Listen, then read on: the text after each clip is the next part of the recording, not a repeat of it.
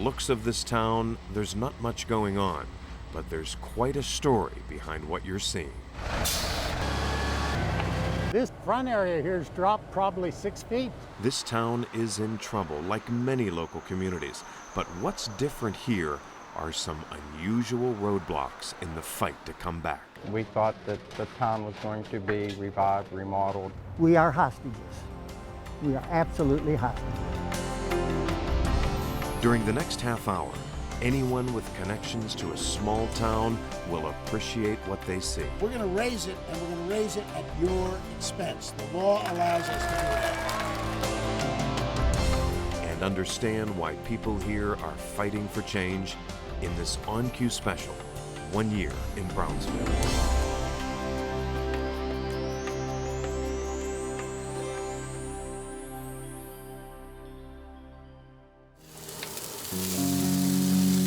It's a place to meet. You meet all your friends here. Denise, how you doing? We know everyone here. We could sit down and talk to anybody. Yeah. You know? It's just one of those places. I think every town has one. And Brownsville has Fiddle's Diner. Okay, I need a hot dog and toast the bun and with dark mustard and onion. Okay, thank you. Betty and Melvin Sally are regulars. They've been coming here a lifetime. 1924 or 25, I had the picture eating hot dogs here. Fiddle's Hot Dogs was Fiddle's End under the bridge here in my little sailor suit. I had a sailor hat, and I'm still eating them now. Fiddles all, everyone came to Fiddles. If you look at these booths, I know our initials are on here in one of these booths. They're original booths, and people all through the years have carved their names in them, and they come in, even from out of town, and they look for their name in the booths. So, a lot of history in those booths. And the history of Fiddles reflects the history of Brownsville, which is nestled on the banks of the Monongahela River in Fayette County. The community blossomed in the early 1900s, among the most vibrant of the Mon Valley towns.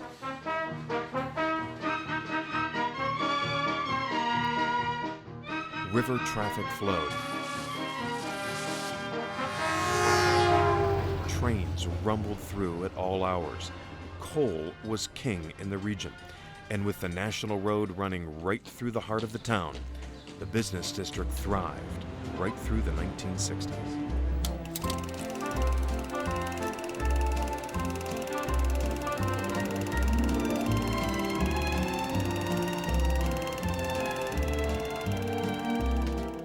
The town was booming.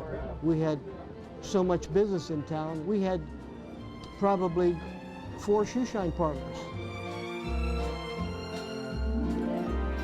We had like 21 beer gardens on the main street in Brownsville. Every other door was a beer garden. The stores were wonderful. And this rare film from 1964 shows it. Market Street was downtown for people living in Brownsville and all the coal patch towns around. We had ladies' stores, we had carts, we had Goldsteins, we had Sidlers, we had a big 5 and 10. Okay, give one little squirt and you're done. The ladies here remember too. They've had standing appointments at Norma's beauty shop for years. You can almost see the memories in their faces. I was born here. I lived here for 70 years.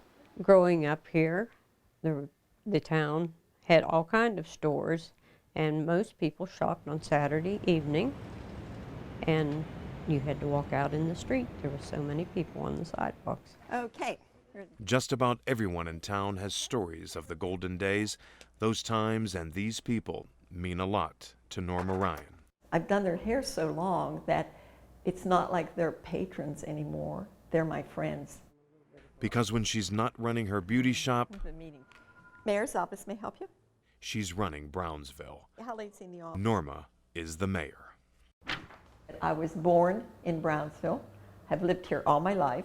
There's a lot to be done in the community. There's forever seeking grants, forever networking. I attend every meeting that is available that's outside of our area as far as Harrisburg to make sure that everyone knows that Brownsville exists.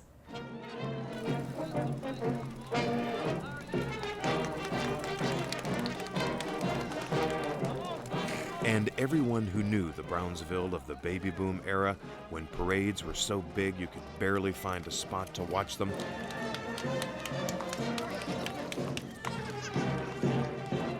when the streets were teeming with people, they might be surprised to see it now.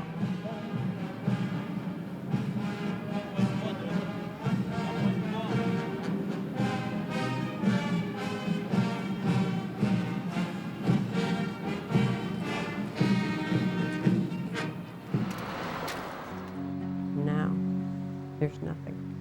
It's hard to believe what has happened to this town. It's very, very sad to get down to Brownsville now, to see all that gone and the stores boarded up.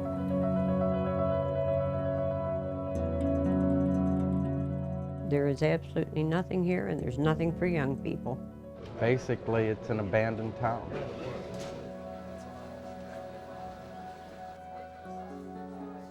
So, what happened to Brownsville? Everything started moving out of town. With the malls moving in and the Kmart's and the Walmart's, all their commerce started to close down in town. I believe that when you live in a community and it decreases in such small increments that you sometimes allow it to just put blinders on. There's times that I've ride through town and not even notice the decline, not notice the deterioration until someone comes in and says, oh my goodness, what happened to this town? And then you sort of open your eyes and blink a little and say, yes, it does look bad. It looks bad enough from the street level, and most people have never seen it from above. What you can't see is that the roofs have fallen in.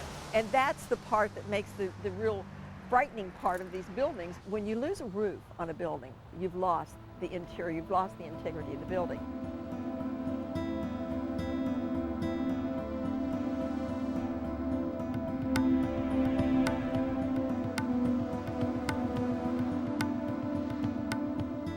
And if you look closer at those condemned signs, you'll see the same name over and over and over again. The Liggets, Marilyn and Ernest, better known as Gene.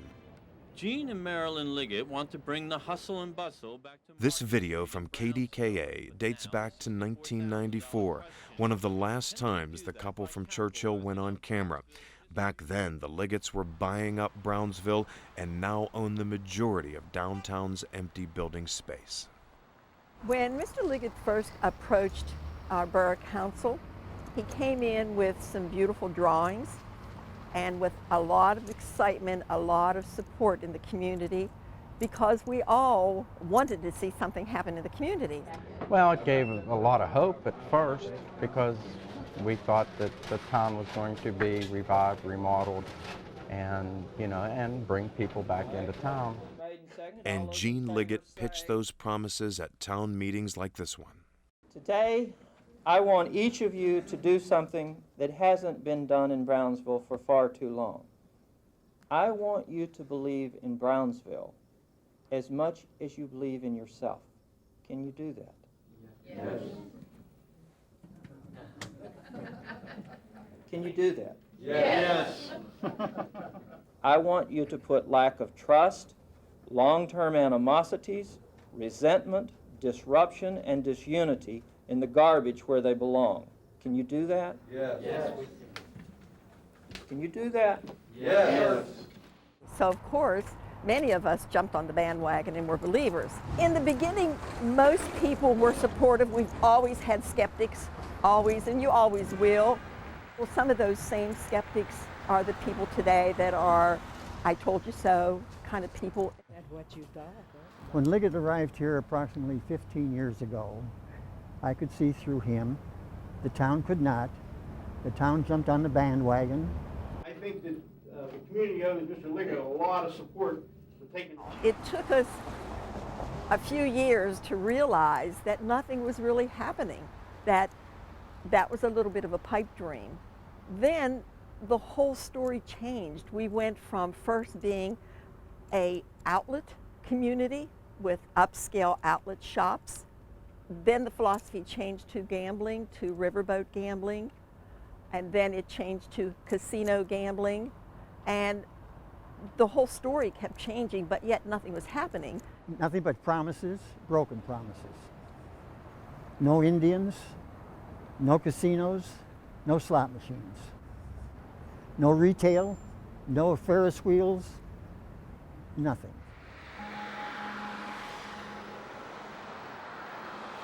Buildings owned by the Liggets, sitting and rotting.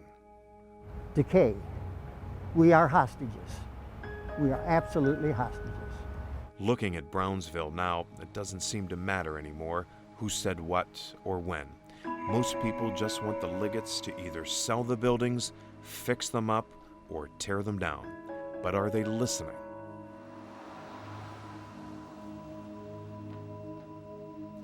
I don't sense that because I don't see anything happening. I just have heard a lot of excuses. There's a difference between reasons and excuses, and I don't seem to hear a real reasoning. It just seems to be excuses. This whole section they had listed as M2, which is heavy industrial, and so we had to have it changed. And we. Meantime, Norma and other community leaders say they're doing their best to move forward. BARC, the Brownsville Area Revitalization Corporation, goes after grants and restores what it can. Preservation of what's known as the Flatiron Building is a point of pride. Joe and I are the oldest people in the whole town.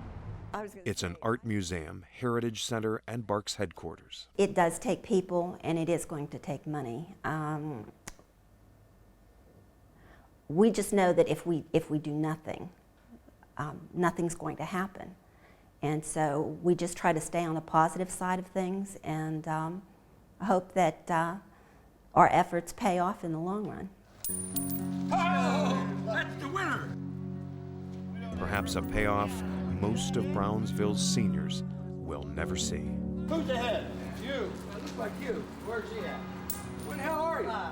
Still, they enjoy this small town and its simple rituals, like the quarter pitch, every day after lunch, outside Fiddles, a place with an uncertain future of its own. I don't know if it'll be around. I really don't. It's harder and harder each year to keep it open. I'm hoping that something does happen in Brownsville that'll bring people back to Brownsville. Never say never, and hopefully someday, if it's riverboat gambling or whatever it takes to give us a shot of adrenaline to make this town come back. You never give up hope. How's everything doing? And that is something Mayor Norma Ryan says she will never do. I don't know what's going on yet. They haven't told you to get out or anything yet? I don't know that I will see everything accomplished that's a part of my dream and my passion, but I'd like to feel that I helped.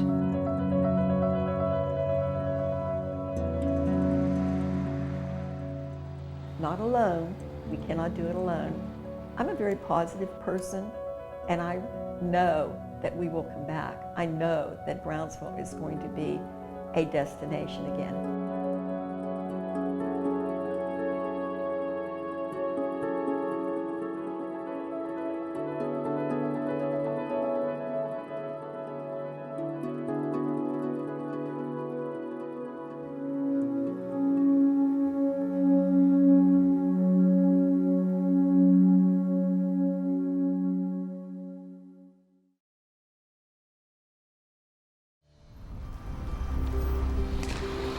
On this blustery spring day in Brownsville, people are sprucing up the town.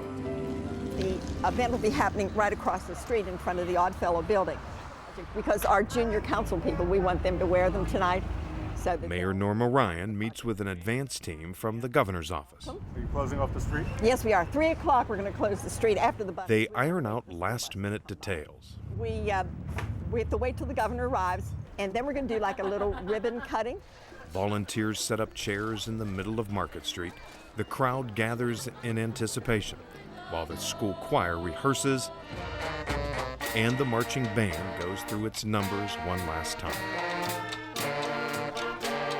Brownsville is hoping for happier days, That's why flags are flying in the business district in preparation for a visit from Governor Ed Rendell.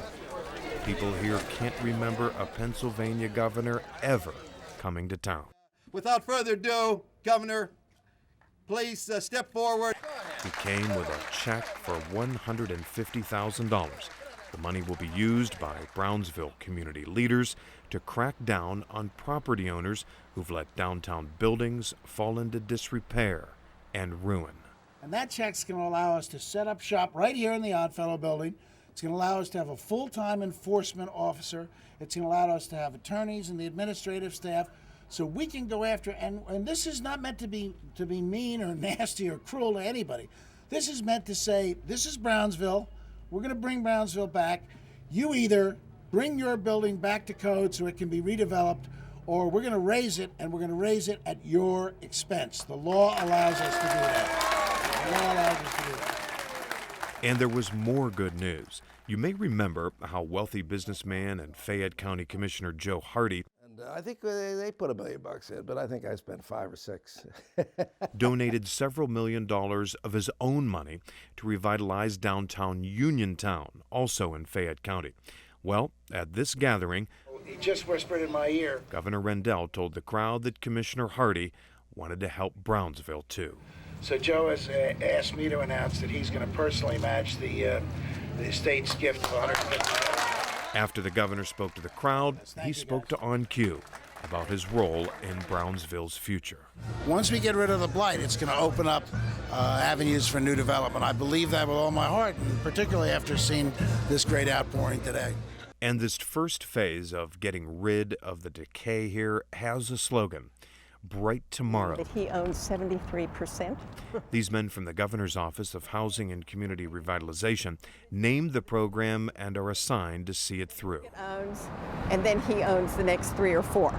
On the other side of the Oddfellows. Correct. The feeling I got, it's kind of like a town that time forgot, but the people didn't. We have to get a handle on the problems we have in Brownsville through code enforcement. And assuming the community follows through with what's planned for a serious concentrated code enforcement effort in the next year, the next thing would be perhaps infrastructure improvements, curbs and sidewalks, tree planting, street lighting. So the future's bright, just like the slogan says. And I think it's because of the people that are here, and they're not quitters. Nobody in Western Pennsylvania is. We have to address our older communities, our core communities, whether it's Brownsville or Connellsville or Uniontown in Fayette County, or Monessen, Jeanette, Greensburg, Arnold, New Kensington, and Westmoreland, and those old communities in the Mon Valley as an example. Those are the places that built this state. We have to address those if we're going to turn Pennsylvania around.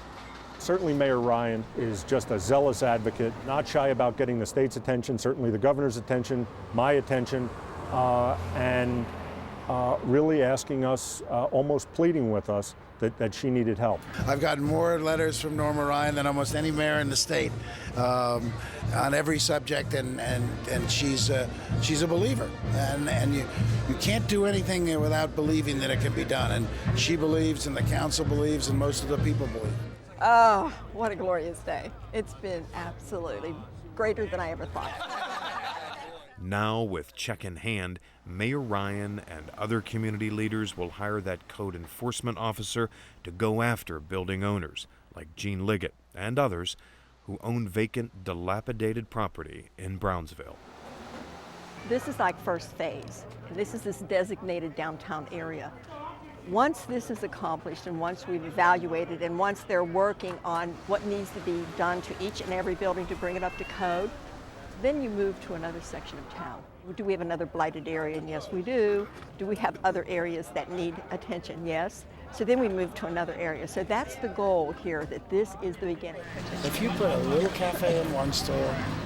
A beginning that includes bringing new business to town. Well, this is exciting for us. Like Pannoni Associates, a Philadelphia-based engineering firm that set up a small office on Market Street. We're playing an important role in Brownsville by opening up an office here. We have an office in the historic Flatiron building here in town. We're going to be very much involved with the Mon-Fayette Expressway engineering and design, which is finally getting going. And we certainly want to be a part of the local business here in Brownsville. I'm hopeful that we see businesses flourishing in Brownsville, people moving into town, wanting to stay here instead of leaving the area, and a place that our children can call home. Will the governor come and putting his resources and influence here? I think it's going to be a great shot in the arm, and I think there'll be others to come and piggyback on what he's doing. As my colleague, the governor of California, says, I'll be back. Mayor Norma Ryan hopes so. She and other community leaders plan to go after more funding for the business district.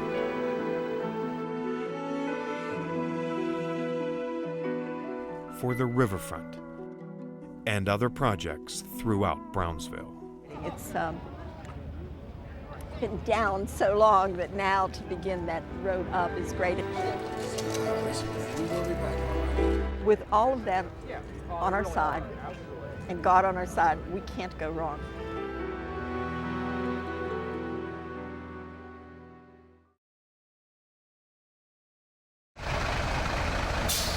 It's quite a challenge. There are probably 128 buildings here in downtown Brownsville that I will be inspecting. To start those inspections, Don Baugh starts from the top. With help from the fire department, he checks out rooftops in the business district. This front area here has dropped probably 6 feet. The first building we inspected, the roof of that building was in very poor condition. There are some areas where the roof is actually sunk probably 6 to 7 feet down. There are many holes in the roof. It appeared to me that possibly the air conditioning units had fallen clear through the building. On this summer day, we went back to Brownsville to meet the borough's new code enforcement officer. This is my first day. I got to see a lot. Hello. And the people of Brownsville will be seeing more of Don. He'll assess each building and make sure the owners receive official notice of code violations. Those who don't make repairs will be cited, called into court. Those who still do nothing will have their buildings seized and demolished. This property is among the first to go. There are some buildings with the facades are leaning. Some of them may be too dangerous to go into. These are the names that you were looking for. Oh, great. Okay. That grant from Harrisburg pays for Don's office, his salary, his assistants too, and covers legal fees. One property owner, Gene Liggett, says he feels it is money not well spent. Liggett's quote over the telephone, "This money could have been better used in a more constructive way. This isn't going to resolve anything other than more citations to property owners. I would hope there is still opportunity for a conversation between property owners and the leadership in Brownsville before we embark on this agenda to cure the economic ills of Brownsville." Mr. Liggett has been cited time after time to renovate, to bring it up to code. He was ordered by court order to demolish the building. Mayor Norma Ryan and Jerry Stump from the governor's office expect some property owners will fight the code enforcement, but they're ready. Before, instead of a level playing field, the municipality was down here and the property owner that owned a lot of the property was here. And we're now leveling the playing field, but we now feel that with a tough code enforcement program and the resources to go to court if necessary, the municipality has an upper hand, or at least is on an equal footing. And Brownsville has a promise from the governor's office. We will follow the code enforcement activities and help wherever we need to help them. Help, people say, is long overdue. Those who've toughed it out in Brownsville, hoping to see change, are used to pretty much nothing. Depression. People like this town. I think they'd really like to see something happen here. I think some small businesses can survive, and I think we would support more if we can get them in here. Once they get rid of the blight. By December, this building is gone. 1 year after our coverage in Brownsville began, we found Mayor Ryan back on Market Street. And if you would tell Bud that my recommendation is that we put a 6-foot fence up, not 4. And what she just told that worker is one of her last orders as mayor. Well, lost the election by 11 votes. This is been shredding. Half the town voted for Norma, the other half, and a few more, voted her out. Was I hurt? I sure was. Was I disappointed? Yes. All the hurt kind of words go with it, yep. Disappointment for not only me, but for a hard-working committee. Was it small-town politics, a more qualified opponent, or a troubled community not sure which way to turn? Norma Ryan is not speculating, and she isn't looking back. I think there's something more that I need to do before I meet my maker. Hey, hi Paul, how you doing? I'm the kind of person that, yep, hurts there. I cry it out, I get over it, and then say, well, what's next in my life? What's next? Even more changes for this mayor, who also ran a beauty shop. She's closing it to spend more time on community work, saying goodbye to customers she's known for 40 years. I'm sure there'll be disappointment, and I will feel that too. I'll sense that too, because they are my friends. I know about their families. I know all about their lives. That is so wonderful, thank you. And of course, everyone in town knows Norma, the mayor who did hair on the side. Bob, how you doing? Who stopped by Fiddles next door for lunch. We were just discussing your desk. On my last day here, I will take the money that I collected in my cuss jar. The mayor who made people pay up if they swore in her office. And then they quit cussing. So the jar isn't really full, but you know what? Mission accomplished. Each little item that I touch, whether it be just a piece of paper with information, whether it be a piece of art, whether it be an award, gosh, that was 2002, whatever it may be, really touches me with a special memory that I have of the past, and that it's been a wonderful 4 years. The new year will find Norma on the board that oversees the hospital in Brownsville, and as you'd expect, she'll keep working with community groups fighting to bring Brownsville back. Getting our plans for the downtown, and we've got some great plans for down there. I will never stop, as long as I'm living, working towards revitalization of Brownsville. You'll drive through this town and not see boarded up windows and not see what's been a town that's abandoned, because we're going to bring life back to the town. I know we will. There will be a difference in that street.